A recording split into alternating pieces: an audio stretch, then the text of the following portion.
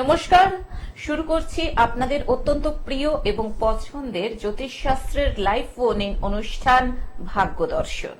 উপস্থিত রয়েছেন শ্রী রণজিৎ শাস্ত্রী আদি, হোরাতন্ত্রবিদ, জ্যোতিষ মহাসাগর, যিনি জ্যোতিষ ও তন্ত্র মতে যে কোনো সমস্যার সমাধানে সিদ্ধহস্ত।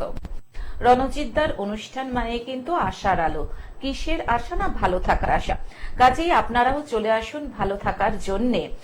যে কোনো ধরনের সমস্যা নিয়ে চলে আসুন, যেহেতু এটি একটি লাইভ ফোন ইন অনুষ্ঠান, সরাসরি কথা বলার সুযোগ রয়েছে এবং খোলা রয়েছে আমাদের লাইভ ফোন নাম্বারগুলি 0332571225 2266 এবং 40081437। আসুন আজকের এই ভাগ্য দর্শনের লাইভ ফোন ইন অনুষ্ঠানে আরো আরেকবার স্বাগত জানাই বিশিষ্ট জ্যোতিষী শ্রী রণজিৎ শাস্ত্রী আদি। নমস্কার দাদা, স্বাগত আজকের এই লাইভ ফোন ইন অনুষ্ঠানে। নমস্কার। নমস্কার। হ্যাঁ, বাবা মাদের সবসময় সন্তানদের নিয়ে অনেক স্বপ্ন থাকে, অনেক আশা থাকে, তারা তাদের ভালো স্কুলে পড়ান, ভালো কলেজে পড়ান। বাবা মা হয়তো চাইছেন যে আমার সন্তান ডাক্তার হবে, ইঞ্জিনিয়ার হবে, সায়েন্টিস্ট হবে, কিন্তু জন্মছক হয়তো বলছে না এই সন্তান একজন আর্টিস্ট হবে। সেক্ষেত্রে বাবা মাদের কি করণীয়, বা জ্যোতিষ শাস্ত্র মতে এর ব্যাখ্যাটা আপনি যদি বলেন যে কেরিয়ার নির্বাচনে বা স্ট্রিমিং নির্বাচনে কোন স্ট্রিমে সন্তান যাবে, সেক্ষেত্রে কি মা বাবাদের উচিত যে তাদের ইচ্ছাটা সন্তানের ঘাড়ে চাপিয়ে না দিয়ে তার আগে একজন সঠিক জ্যোতিষীর কাছে আসা?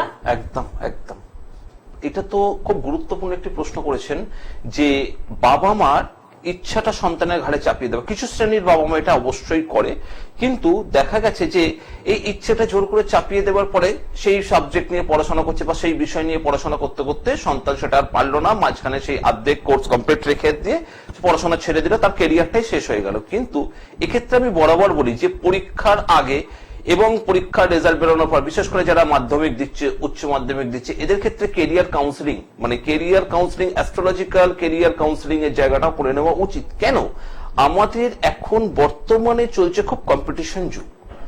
আগে আমাদের কি ছিল যে আমরা বলতাম যে সায়েন্স নিয়ে পড়, আর্টস নিয়ে পড়, কমার্স নিয়ে পড়, অর্থাৎ কলা বিভাগ, বিজ্ঞান শাখা আর বাণিজ্য শাখা। এখন দেখা যাচ্ছে যে এই শাখাগুলোর প্রচুর উপশাখা তৈরি হয়েছে। আর্টস নিয়ে পড়তে গেলে আর্টস এর মধ্যে আগেকার দিনের মানুষরা বেশি কি ভাবতো ICW এন্ড CA, কিন্তু এখন দেখা যাচ্ছে যে আর্টস এর মধ্যে কমার্শিয়াল ল, ইন্ডাস্ট্রিয়াল ল, CA, CS, ICWA, ম্যানেজমেন্ট, এগুলো সব ঢুকে যাচ্ছে কমার্সের মধ্যে। এই যে ক্ষেত্রটা, এই যে ভাগ, এবার ইঞ্জিনিয়ারিং বিজ্ঞান শাখায় যে শুধু ডাক্তারি আর ইঞ্জিনিয়ার হয়ে ক্ষান্ত নেই, ইঞ্জিনিয়ারের আবার প্রচুর গুলো ভাগ আছে, ডাক্তারেরও স্পেসিফিকেশন রয়েছে।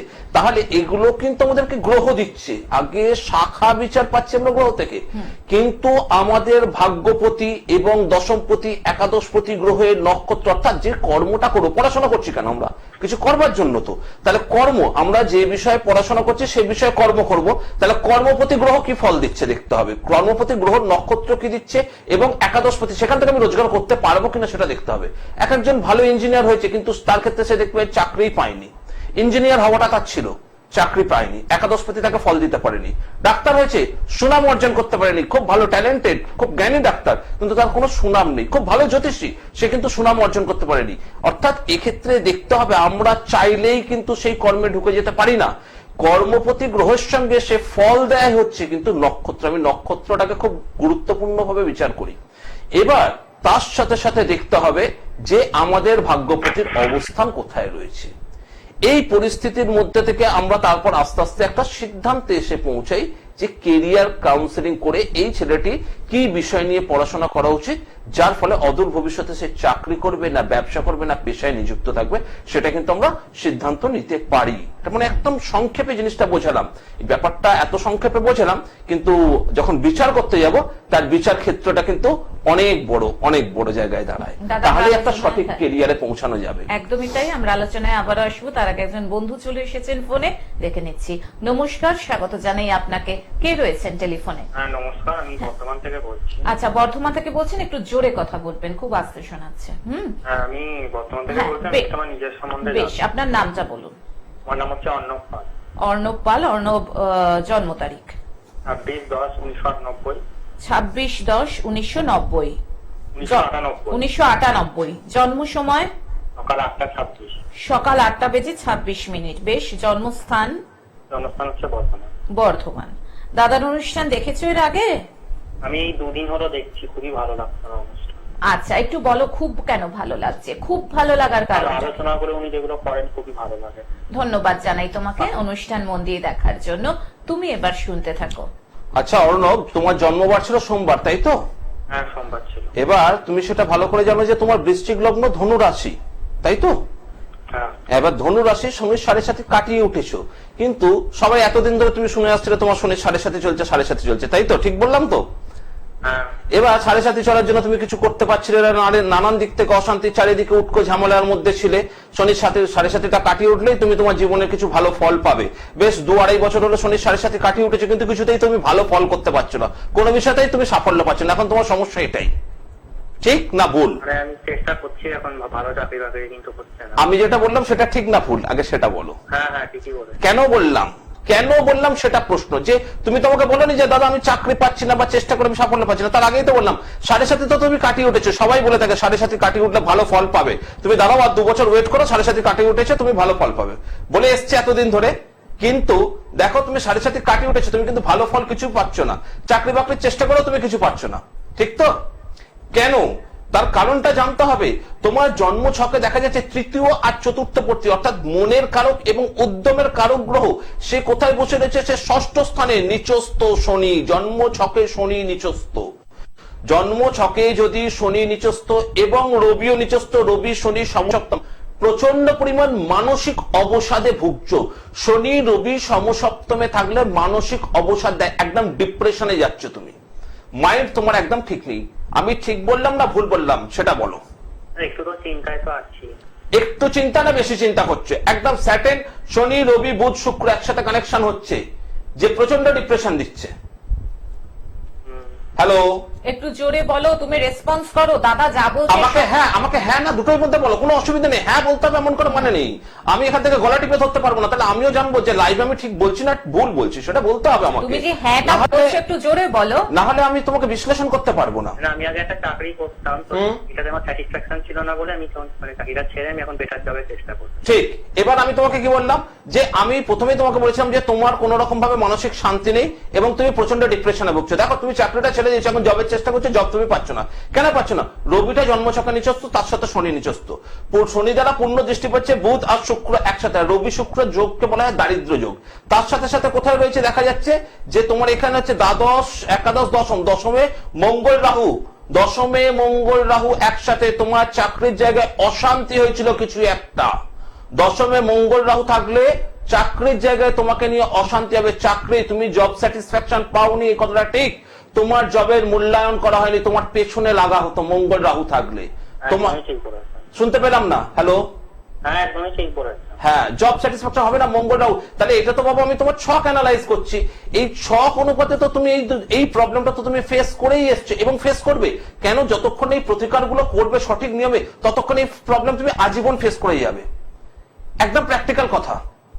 আমার যে অনুষ্ঠান দেখে ভালো লেগে তুমি ফোন করেছো, হয়তো আজকের পর কালকের থেকে হয়তো ভালো নাও লাগতে পারে, কিন্তু বাস্তব সত্যটা তো ঘুরে যাবে না। না, এটা তো তোমার জন্ম ছক, তোমার কপাল, তুমি এটা নিয়ে জন্মেছো। তাহলে এই প্রতিকারগুলো করো। জন্ম ছকে শনি নিচস্থ, রবি নিচস্থ, রবি নিচস্থর সঙ্গে শুক্র যুক্ত, বুধ যুক্ত, তার সাথে সাথে মঙ্গল দশমে রাহু যুক্ত। যেখানেই তুমি কর্ম করতে যাও তোমার কর্মের তো মূল্যায়ন হয় না, তার পেছনে তোমার পেছনে লাগা হয়। অর্থাৎ তোমাকে কিভাবে হেনস্থা করা হবে সেই পরিকল্পনা করা হবে, যেখানে রাগের চোটে তুমি জব ছেড়ে দেবে। এই জায়গাগুলোর একটু প্রতিকার করতে হবে। দশমপতি আর ভাগ্যপতির একটু প্রতিকার করতে হবে, তার সাথে নিচস্থ গ্রহের প্রতিকার করো। না হলে কিন্তু আজ কেন 10 বছর পরেও একই সমস্যায় তুমি থেকে যাবে। 7.5 কাটার পর সেই জন্য তুমি ভালো ফল পাওনি। বুঝতে পারলে ব্যাপারটা? বুঝতে পেরেছি। প্রতিকারটা করো, ভালো ফল পাবেই পাবে, কনফার্ম থাকো। ঠিক আছে? ফোন করার জন্য ধন্যবাদ। যারা মনে করছেন রঞ্জিত শাস্ত্রীর সঙ্গে যোগাযোগ করবেন, দেখুন স্ক্রলে দাদার বুকিং নাম্বার আছে এবং এটা মাথায় রাখবেন যে দাদার কিন্তু কোনো বিজ্ঞাপন নেই। কাজেই রণজিৎ শাস্ত্রীর সাথে গুলিয়ে ফেলবেন না। রণজিৎ শাস্ত্রী আদি, শ্রী রণজিৎ শাস্ত্রী আদি, এনার সঙ্গে যারা যোগাযোগ করতে চাইছেন, যারা মনে করছেন ভালোভাবে বাঁচবেন, ভালোভাবে থাকবেন, তাদের জন্য দেখুন বুকিং নাম্বার স্ক্রলে যাচ্ছে 9874110320। এছাড়াও রয়েছে 8276853043। বিভিন্ন জায়গায় দাদার চেম্বার রয়েছে। হাতিবাগান, কালীঘাট, আসানসোল, দুর্গাপুর, বর্ধমান, সিউড়ি, পুরুলিয়া, শিলিগুড়ি। বিশদে জানার জন্য বুকিং নাম্বারে ফোন করে জেনে নিন দাদাকে কোন চেম্বারে কটা থেকে কটা কবে পাওয়া যাচ্ছে, এবং যারা কোনো কারণে চেম্বারে আসতে পারছেন না সেক্ষেত্রেও কিন্তু সমস্যার কোনো জায়গা দাদা রাখেননি। অনলাইন কনসালটেশন ভায়া ভিডিও কলের মাধ্যমে আপনারা করতেই পারবেন।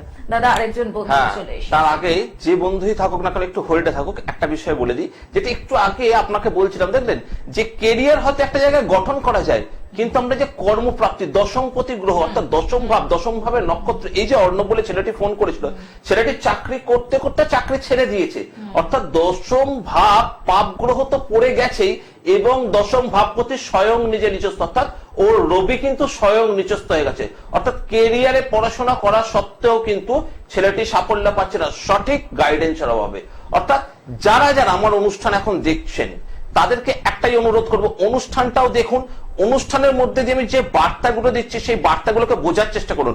গ্রহণ করতে আমি বলছি না, আপনাকে বোঝা হিসেবে বহন করে নিয়ে যাবেন না। যতটুকু অনুষ্ঠান দেখছেন সেই অনুষ্ঠানের মধ্যে বার্তাগুলোকে রিসিভ করুন। রিসিভ করলে দেখবেন আপনাদের জীবনের ছকটাও কিন্তু কোথাও না কোথাও এখানে মিলবে। এই উদ্দেশ্য নিয়েই আমি অনুষ্ঠানটা করছি। আমি জ্যোতিষ শাস্ত্রের মাধ্যম থেকে, তন্ত্রের মাধ্যম থেকে সঠিক নিয়মের যে প্রতিকার করা সম্ভব, সেই সম্ভবের ক্ষেত্রটা আপনাদের কাছে উপস্থাপন করছি। কিভাবে সম্ভব সেটাও কিন্তু এই বিচারের মাধ্যমে, সংক্ষিপ্ত বিচার, জাস্ট এই অল্প সময়ের অনুষ্ঠান সংক্ষিপ্ত বিচারের মাধ্যমে দেখাচ্ছি। ফিরে আসা যাক যে বন্ধু ফোন করেছে তার সঙ্গে একটু কথা বলি। তাই নমস্কার, স্বাগত আপনাকে। ফোনে কে রয়েছেন? হ্যালো। হ্যালো, হ্যাঁ বলুন, আপনি কার সম্পর্কে জানবেন, কোথা থেকে বলছেন? আমি কলকাতা থেকে কেটে দিন। হ্যাঁ, আমি লাইনটা একটু কেটে দিতে কথা পারবো। বলতে এত কনফিউজ যখন, মানে কথা বলতে এত সমস্যা থাকলে, মানে সমস্যা ইন দা সেন্স ভাবলে, ভাইবে কথা বললে, সেক্ষেত্রে আমার একটা ফোনের জন্য আরো দুটো ফোন আউটস্ট্যান্ডিং থেকে যাচ্ছে এবং আলোচনাটাও আমাদের স্তব্ধ হয়ে যাচ্ছে। যারা ফোন করবেন তাদেরকে অনুরোধ যে প্রপার ডেটা হাতে করে নিয়ে ফোন করুন আমাকে। অল্প সময়ের অনুষ্ঠান। দাদা ফোনটা নিয়ে নিচ্ছি। অবশ্যই নিন। নমস্কার, স্বাগত আপনাকে। ফোনে কে রয়েছেন? হ্যাঁ নমস্কার দিদি। হ্যাঁ বলুন। নমস্কার দাদা। হ্যাঁ, নমস্কার। এই দমদম থেকে দমদম থেকে বলছেন, কার সম্পর্কে জানবেন? আমি আবাস পৌঁছাতে চাই। আপনার নামটা একটু বলুন। নামটা হচ্ছে লালটু দাস। আচ্ছা, আপনার জন্ম তারিখ বলুন। 14/10/1981, 14/10/1981, রাত্রি 2:45 AM। রাত্রি 2:45 AM। হ্যাঁ, বেশ। আর জন্মস্থান? কলকাতা। কলকাতা। দাদার অনুষ্ঠান দেখেন? হ্যাঁ দেখি। কিরকম হয় দেখি। কিরকম লাগে অনুষ্ঠান? ভালো। হ্যাঁ, আপনি শুনতে, প্রেডিকশন গুলো করেন ভালোই বলেন। হ্যাঁ একদমই তাই, আপনি শুনতে থাকুন। আমি চেষ্টা করি ভালো করে প্রেডিকশন দেওয়ার আপনাদেরকে। জন্ম বারটা যেহেতু রাত্রি 2:45 বললেন, তাই তো? হ্যাঁ হ্যাঁ, বুধবার পড়ছে। বুধবার পড়ছে, রাইট। মঙ্গলবার রাত অতিক্রান্ত হয়ে বুধবার। দেখুন আপনার হচ্ছে সিংহ লগ্ন, মেষ রাশি, আপনি নিশ্চয়ই জানেন, এবং জন্ম ছকে কিন্তু বুধ কিন্তু আপনার বক্রী রয়েছে। এই যে বুধ বক্রী, সিংহ লগ্নের সঙ্গে বসে রয়েছে, লগ্নের মধ্যে মঙ্গল এবং দ্বাদশে রাহু। দেখুন আপনার জন্ম ছকে কিন্তু কালসর্প দোষ রয়েছে। কালসর্প দোষটা কোথায়?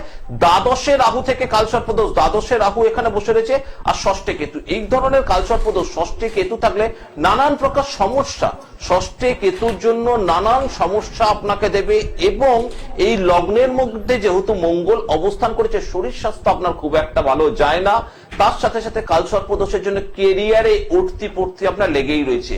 খুব যে সাফল্য পেয়েছেন কেরিয়ার তা নয়, কিন্তু কেরিয়ার খুব সাফল্য আমি দেখতে পাচ্ছি না, কারণ এখানে চতুর্থ আবার বুধ বক্রী। একটু আগেই বলেছিলাম যে চতুর্থপতি নিচস্থ, এই অর্ণব বলে ছেলেটা ফোন করেছিল, তার ক্ষেত্রেও বলেছিলাম যে চতুর্থপতি নিচস্থ হলে মানসিক শান্তি দেয় না। আপনার ক্ষেত্রে বুধ বক্রী শুক্রের ক্ষেত্রে অবস্থান করেছে, মানসিক শান্তি আপনিও পান না, নানান বিষয় নিয়ে টেনশন, এবং ঘরের মধ্যে কিন্তু একটু বাস্তুতে দোষ পেয়েছেন। গৃহে কিছু না কিছু অশান্তি, কিছু না কিছু প্রবলেম লেগেই থাকে। এটা কি আপনার সাথে ঘটে? হ্যাঁ একদম ঠিক কথা বলেছেন। মেন হচ্ছে আমার কিছু খুব ফিনান্সিয়াল প্রবলেম চলছে, মানে কোনো অর্থ ভাবে ধরে রাখতে পারি। আমি একটু আগে আপনাকে যা যা বললাম সব কিন্তু মিলে রয়েছে, দেখুন এর মধ্যেই রয়েছে। কি কালসর্প দোষটা যে জায়গায় করেছে, ষষ্ঠে কেতু, নানান দিক থেকে বাধা পাবেন। আপনার অর্থ আসার আছে, কেন অর্থ আসার রবি বৃহস্পতি কানেকশন, কিন্তু শনি আছে, বিলম্বে পান, যখন দরকার তখন পান না, দরকারটা মিটে যাওয়ার পর সেই টাকাটা পেয়ে যান। হ্যাঁ এটাই হয়তো হ্যাঁ হ্যাঁ হ্যাঁ একদম। এইটা। কিন্তু প্রবলেমটা হচ্ছে কি, দরকারের সময় লোকের কাছে দুটো কথা শুনে মরলেন, দুটো কথা শুনলো, লোকের আপনাকে দুটো কথা বলে গেল, অপমানিত হয়ে গেলেন কোথাও একটা জায়গায়, তার হয়তো 4 দিন পর টাকাটা আপনি পেলেন। এতে আপনার সম্মানটা হানি হচ্ছে। অর্থাৎ কালসর্পদোষ সবসময় আপনাকে নাচাবে, সারাটা জীবন আপনাকে নাচিয়ে এসছে। এখন বর্তমানে বয়স আপনার খুব বেশি হলে 42-43 বছরের কাছে বয়স হয়েছে, আপনাকে সারাটা জীবন আপনাকে একই জায়গায় কষ্ট এবং নাচাচ্ছে। আর দ্বাদশে রাহুর জন্য প্রচন্ড পরিমাণ ব্যয়ের হাত বেশি, আপনার টাকা আসছে টাকা যাবার জন্য। আমি কি ঠিক বলছি কথাগুলো? হ্যাঁ ঠিক কথা বলেছো, টাকা বলে জমাতেই পারছে, রাখতেই পারছে। হবে না তো। দ্বিতীয় স্থানে শনি, দ্বিতীয় শনি স্লো মুভমেন্ট, জমিয়েছেন, জমার নিজে তা নয়, খুব স্বল্প, সেটা না জমানোর মতন। দ্বিতীয় শনি মানে অত্যন্ত কষ্ট করে দুটো টাকা রাখতে পারেন। হ্যাঁ হ্যাঁ, তাও বেরিয়ে যাচ্ছে। তাও বেরিয়ে যাবে কেন? ট্রানজিটে আরো অশান্তি শুরু হবে, আরো অশান্তি শুরু হবে ট্রানজিটে। যখন শনি আপনার শনির সপ্তমে মীন রাশিতে ঢুকবে, তখন আরো অশান্তি শুরু হবে। তখন দেখবেন অর্থ রাখতেই পারছেন না, মানে এখন থেকেই তার ইফেক্ট দিতে শুরু করছে। দেখবে দ্বিতীয় শনি থাকলে বেশিরভাগ ক্ষেত্রে আত্মীয় স্বজন মেনটেন করতে, পাড়ার প্রতিবেশী বন্ধু বান্ধবদেরকে একটুখানি ধার দিতে, তারপর বেশিরভাগ আত্মীয় স্বজনদেরকে ধার দেওয়া বা বিপদগ্রস্ত আত্মীয় খুব ইম্পর্টেন্ট এখানে হয়ে যাবে। আপনার কাছ থেকে ধার নেওয়াটা খুব বেশি, ধার শোধের জায়গাটা আপনি পাবেন না। দিচ্ছি আর দেবো, আপনি লোকের জন্য করে যাবেন, আপনার পরিবার আত্মীয়র জন্য করে যাবেন, দরকারে আপনি আত্মীয়র কাছ থেকে হেল্প পাবেন না। দ্বিতীয়ত কানেকশন দিচ্ছে, দ্বিতীয় সেই জায়গাটা আপনাকে বলছে, একদম হরোস্কোপ স্পষ্ট সেটা বলছে। আমি আপনার কাছ থেকে শুনতে চাই যে আমি যেগুলো বলছি সেগুলো আপনার হরোস্কোপের সাথে কিরকম ভাবে মিলছে। একদম 100% মিলে গেছে। এইটার প্রতিকার করা সম্ভব নয় যে তা না। রোগ থাকলে তার যেমন সমস্যার জন্য আমরা কি করে ডাক্তারের কাছে গিয়ে ওষুধ খাই, আপনি যদি বিশ্বাস করে কোনো জ্যোতিষ বন্ধুর কাছে যান বা প্রয়োজন মনে করলে আপনি আমার হাতিবাগানের চেম্বারে এসে দেখা করতে পারেন। এই দোষটার প্রতিকার করে আপনার ভাগ্যপতির একটু প্রতিকার করতে হবে, তাহলেই কিন্তু আপনি এই সমস্যা থেকে বেরোতে পারবেন। দ্বিতীয় শনিটাই মেইন সমস্যা। রাইট। যেখানে শনি থাকবে সেখানে কিন্তু স্লো মুভমেন্ট, যেখানে রাহু থাকবে সেখানে কিন্তু ধ্বংস। এগুলো মাথায় রাখতে হবে। অনেকেই বলে একাদশে রাহু প্রচুর, আরে একাদশে রাহু প্রচুর যেমন রোজগার দেবে, সেমনি সে প্রচুর নেশা করবে। নেশা করে তার সিরোসিস অফ লিভার হওয়ার চান্সেসটা বেশি থাকবে, তার লাংস ক্যান্সার হওয়ার চান্সেসটা বেশি থাকবে। প্রচুর তো রোজগার করছে, সে তো এখন 22 বছর বয়সে প্রচুর টাকা রোজগার করছে, বলছে দৌড় মশাই বাদ দিন তো আপনার কথা। তারপর যখন 45 বছর বয়স 50 বছর বয়স হলো, তখন সে এবার লিভার নিয়ে ভুগছে, তখন সে জ্যোতিষ মহারাজের কাছে যাচ্ছে, ডাক্তারের কাছে যাচ্ছে, ডাক্তারবাবু আমার লিভারের জন্য আমি খাচ্ছি যা তা গা গুলোচ্ছে। হতে বাধ্য, অতিরিক্ত কোনো কিছুই ভালো না। শনি স্লো মুভমেন্ট, প্রপার জায়গা থাকলে স্লো ভালো। আপনার যদি দ্বাদশে থাকতো শনি খুব ভালো হতো, আপনার ব্যয়টা কমিয়ে দিত। কিন্তু দ্বিতীয় রয়েছে, সঞ্চয়টা কমিয়ে দিচ্ছে। ন্যাচারাল ম্যাথ হিসেব একদম জড়িয়ে যাচ্ছে। আরো দাদা এগুলো থেকে বেরোতে পারবেন। কালসর্পদোষের একটু প্রতিকার, তার সাথে সাথে একটু ভাগ্যপতি, কারণ ভাগ্যের বাইরে কিন্তু কিছু না। আমি খুব প্র্যাকটিক্যাল কথা বলি, আমি কোনো অতিরঞ্জক কথা বলিনি আপনাকে। যা যা আপনার সাথে ঘটছে সেটাই বললাম, ঠিক তো? কথা বলছি, কথা বলেছেন তো একদম।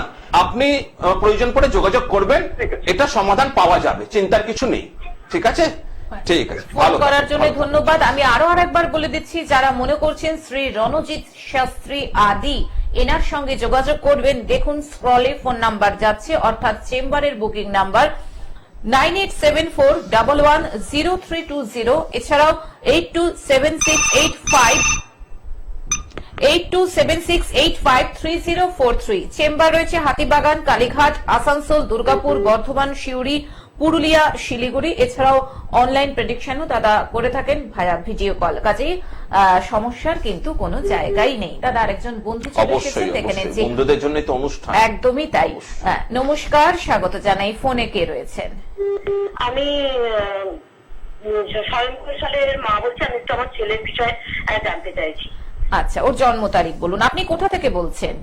আমি তালাবাগ থেকে বলছি। তালাবাগ, বেশ, বলুন ছেলের জন্ম তারিখ বলুন। 23শে জুলাই 2004। 23শে জুলাই 2004, জন্ম সময় শুক্রবার সকাল 9:12। সকাল 9:12। জন্মস্থান কলকাতা। কলকাতা, বেশ। আপনি দাদার অনুষ্ঠান দেখেছেন? হ্যাঁ, আমি আগের দিনও দাদার অনুষ্ঠান দেখেছি এবং এখনো আমি দেখছিলাম। বেশ, ধন্যবাদ আপনাকে। ছেলের জন্মবার শুক্রবার ছিল, তাই তো? হ্যাঁ। কন্যা লগ্ন, কন্যা রাশি, লগ্ন চাঁদা ছেলে, কিন্তু এখানে দেখা যাচ্ছে জন্ম ছকে একাদশে মঙ্গল রবি যুক্ত হয়ে নিচস্থ। ছেলের কি বারবার পথ দুর্ঘটনা ঘটে? অ্যাক্সিডেন্টাল ম্যাটার নিয়ে ছেলে কষ্ট পায়? হ্যাঁ, ছেলে দুটো বড় অ্যাক্সিডেন্ট থেকে বেঁচেছে। একদম। প্রাণঘাতী জায়গা রয়েছে, তার সাথে দশমে শনি, কর্মস্থান ছেলের কিন্তু বাধা। একটু আগেই বললাম শনি যদি সঠিক জায়গায় না থাকে তাহলে কিন্তু সেই জায়গার উন্নতি দেয় না। দশমে শনি ছেলে কর্মকে কেন্দ্র করে বাধা পাবে, এবং যেহেতু লগ্ন ছাদা ছেলে কিন্তু মনের দিক থেকে খুব ভালো। দ্বিতীয় কেতু গুপ্ত শত্রু দ্বারা, অর্থাৎ দ্বিতীয় কেতু কিন্তু আত্মীয় দ্বারা ক্ষতি বোঝায়।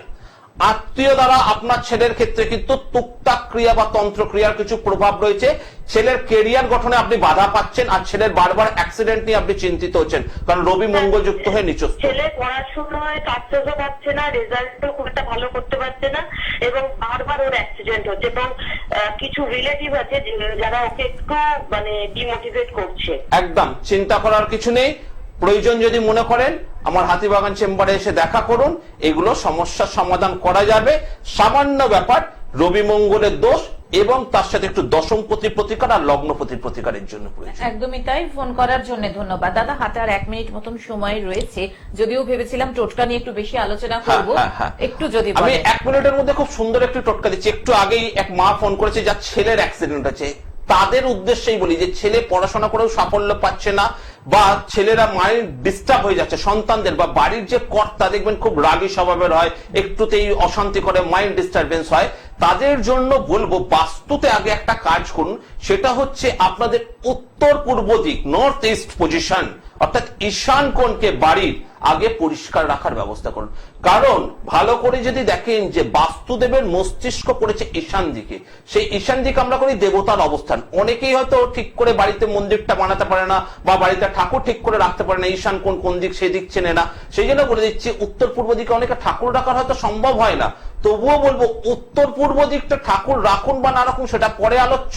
উত্তর পূর্ব দিকটাকে আগে পরিষ্কার করুন, ঈশান কোণ পরিষ্কার রাখুন। দেখুন বাড়ির কর্তা এবং সন্তানদের মনোসংযোগ যে কোনো ক্ষেত্রে বাড়বে। একটা টোটকা দিয়ে রাখলাম। অসংখ্য ধন্যবাদ রণজিৎ দা আপনাকে। হাতে আজকে আর একদমই সময় নেই। ধন্যবাদ জানাই সকল দর্শক শ্রোতা বন্ধুকে। আজকের মতন শ্রী রণজিৎ শাস্ত্রী আদি আমরা বিদায় নিচ্ছি ওনাকে নিয়ে, কিন্তু চিন্তার কোনো কারণেই চলে আসবো আবার আগামী পর্বে। সুস্থ থাকুন, ভালো থাকুন, এবং অবশ্যই অপরকেও ভালো রাখুন। আসছি, নমস্কার। নমস্কার।